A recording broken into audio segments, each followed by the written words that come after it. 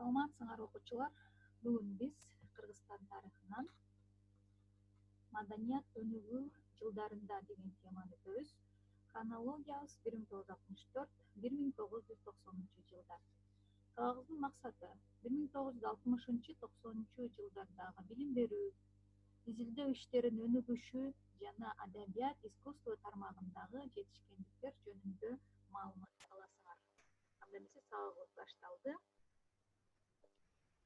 Калктын билим деңгээлин көтөрүүдө партиялык мамлекеттик жетекчилик 8-5 жылдыкта жалпыга милдеттүү орто билимге өтүү, ал эми 9-5 жылдыкта бул ишти толук аяктоо милдет койгон.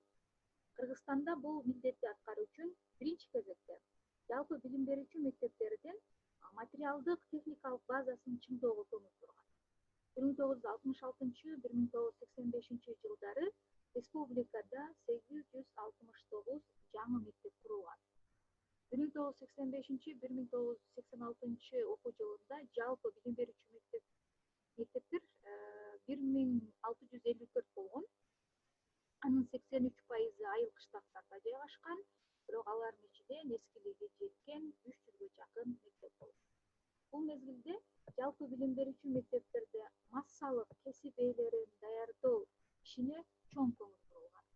Республикалык мектептерде окуу өндүрүштүк комбинаттар түзүлүп, анда окуучулар ишретүүчү, механик, электрик, тракторист, машина айдоочу, курулушчу, тигүүчү кесиптерин алышкан.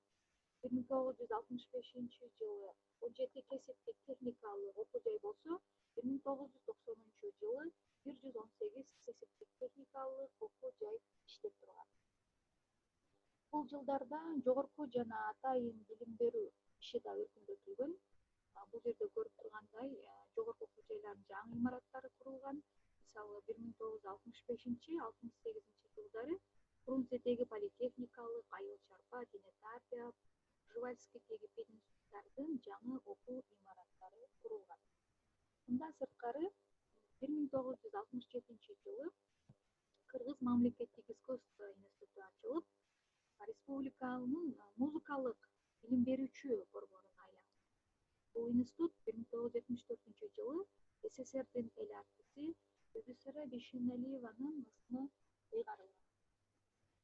Фрунзеде, Ржевальский, Ош, Нарында педагогикалык окуу жайлар адистерди даярдап чыгара баштаган.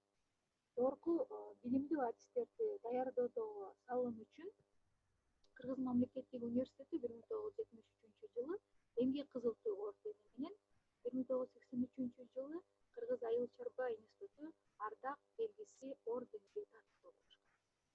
1989-90 окуу жылдарында Кыргызстанда 9 жогорку, 48 атайын орто окуу жайлар иштеп, анда 205 000 студент билим алып турган. Бул жылдары билимдин ролу жана мааниси көтөрүлгөн. 1975-жылы илим изилдөөдөгү жана илимий адистерди даярдоодогу Кыргыз СССР Илимдер академиясы эл достугу ордени менен сыйланган. 1971-75 жылдары бул жерде 60 илимий ачылыш жасашкан. Бирок 1990 жылдардын башында илим изилдөө иштерине бөлүнгөн каражаттардын аздыгынан бул тармак солгулдай баштаган. Бир кезде союздук масштабда илимий иштери менен жаңазаланып турган Кыргызстандын илимий кризиси учураган. Илимий адистер башка республикаларга же коммерциялык багытка өтүп кетүүгө мажбур болушкан. Адабият, искусство тармагында эмгектенген интеллигенция Кыргызстандын руханий деңгээлин көтөрүү багытында эмгектенишкен. Партиялык жетекчилердин талабына ылайык адабият жана искусство чеберлеринин чыгармалары төмөндөгү багытта чыгарууга тийиш болгон. Чарбалык жана маданий турмушка өзгөрүүлөрдү чагылдырууга, эмгекчилерди администрациялык буйруктуу бийликке берилгендиктин духунда тарбиялоого, социалисттик патриотизм, СССР элдеринин достугу, партияга берилгендик темаларына аралашкан. 1965-жылы Токтогул Сатылгановдун 100 жылдык юбилейине карата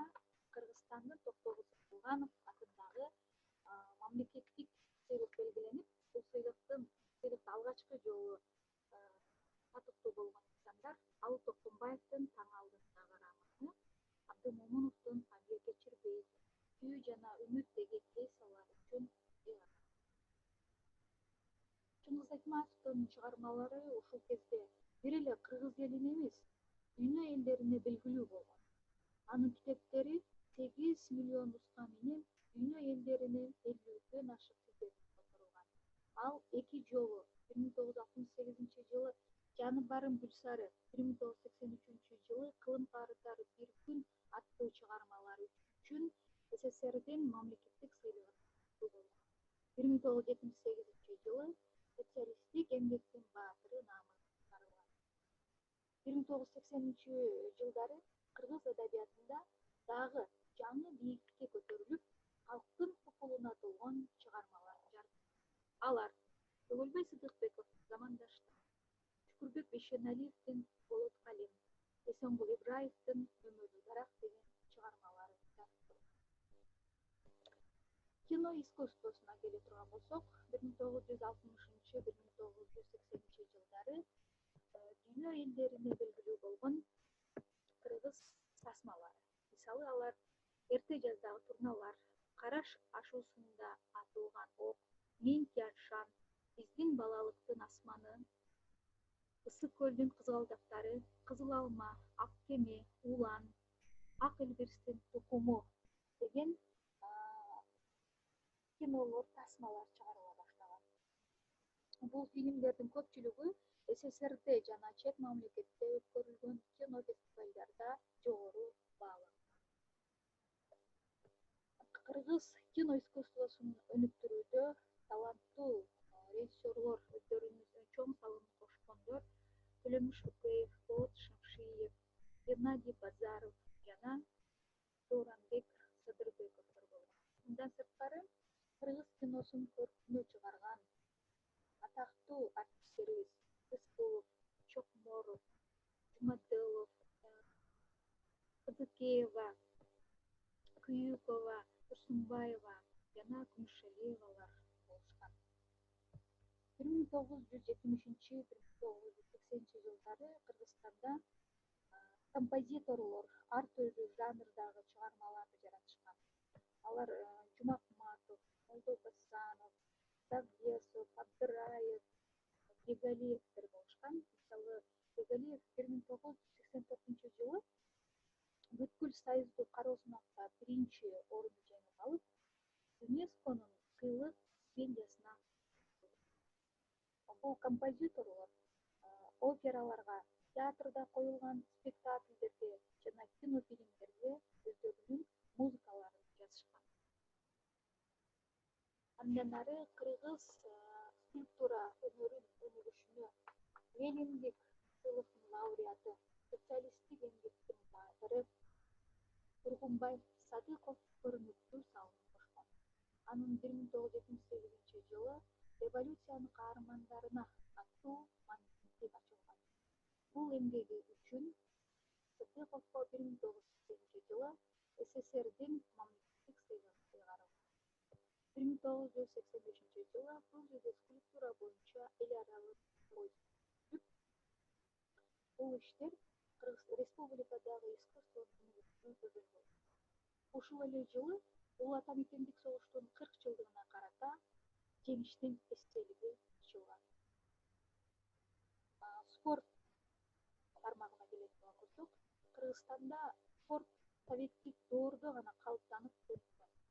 Совет бийлигин алгачкы мезгилинде эле Каба уулу Кожомкул дүйнө балбалдары менен күч сынашып, атак-даңкка ээ болгон.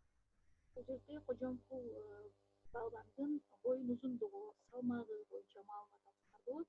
Демек ал 800-900 килограммдык таштарды 100 метрге чейин өзү көтөрүп барган. Кийин ал көтөргөн таштарды 9-10 киши араң жылдырган. Мындан сырткары спорт боюнча 1960-жылы Мурсалимов Олимпиадалык оюндарга катышып, ат оюндары боюнча 5-орунду жеңип алган. 1980-жылы Москвадагы Олимпиадалык оюндарда оор атлетика боюнча Аныбек Усмоналиев дүйнөнүн чемпиону болгон. Урматтуу окуучулар, бүгүн биз силер менен Кыргызстан 1964-90-жылдары маданият өнүгүү жолунда деген теманы өттүк. Дагы кошумча маалымат алам десеңер, Өңүрдүн 25-параграфын